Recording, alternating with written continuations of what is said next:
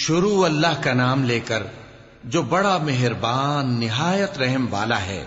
اے پیغمبر صلی اللہ علیہ وآلہ وسلم، لوگوں سے کہہ دو کہ میرے پاس وحی آئی ہے کہ جنوں کی ایک جماعت نے اس کتاب کو سنا تو کہنے لگے کہ ہم نے ایک عجیب قرآن سنا جو بھلائی کا رستہ بتاتا ہے، سو ہم اس پر ایمان لے آئے، اور ہم اپنے پروردگار کے ساتھ کسی کو شریک نہیں بنائیں گے، اور یہ کہ ہمارے پروردگار کی شان بہت بلند ہے، وہ نہ بیوی رکھتا ہے نہ اولاد،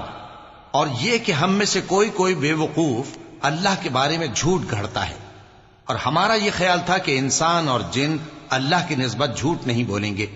اور یہ کہ بعض بنی آدم بعض جنات کی پناہ لیا کرتے تھے تو اس سے ان کی سرکشی اور بڑھ گئی تھی، اور یہ کہ ان کا بھی یہی اعتقاد تھا جس طرح تمہارا تھا کہ اللہ کسی کو نہیں زندہ کرے گا، اور یہ کہ ہم نے آسمان کو ٹٹولا تو اس کو مضبوط چوکیداروں اور انگاروں سے بھرا ہوا پایا،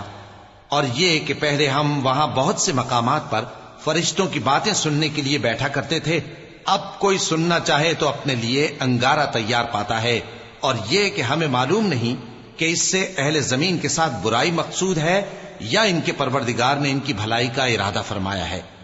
اور یہ کہ ہم میں بعض نیک ہیں اور بعض دوسری طرح کے، ہمارے کئی طرح کے مذہب ہیں، اور یہ کہ ہم نے سمجھ لیا ہے کہ ہم زمین میں خواہ کہیں ہوں اللہ کو ہرا نہیں سکتے اور نہ بھاگ کر اس کو تھکا سکتے ہیں،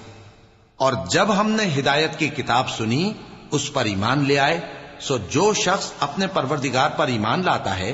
تو اس کو نہ نقصان کا خوف ہے نہ کسی طرح کے ظلم کا،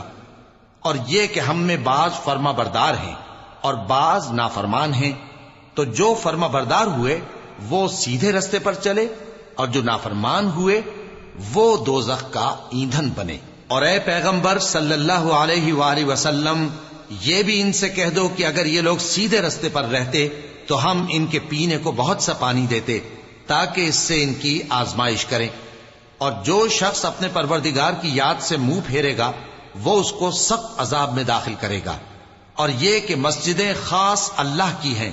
تو اللہ کے ساتھ کسی اور کی عبادت نہ کرو، اور جب اللہ کے بندے یعنی یہ پیغمبر صلی اللہ علیہ وآلہ وسلم اس کی عبادت کو کھڑے ہوئے تو کافر ان کے گرد ہجوم کر لینے کو تھے۔ اے نبی صلی اللہ علیہ وآلہ وسلم، کہہ دو کہ میں تو اپنے پروردگار ہی کی عبادت کرتا ہوں اور کسی کو اس کا شریک نہیں بناتا، یہ بھی کہہ دو کہ میں تمہارے لیے نہ کسی نقصان کا اور نہ نفع کا کچھ اختیار رکھتا ہوں، یہ بھی کہہ دو کہ اللہ کے عذاب سے مجھے کوئی پناہ نہیں دے سکتا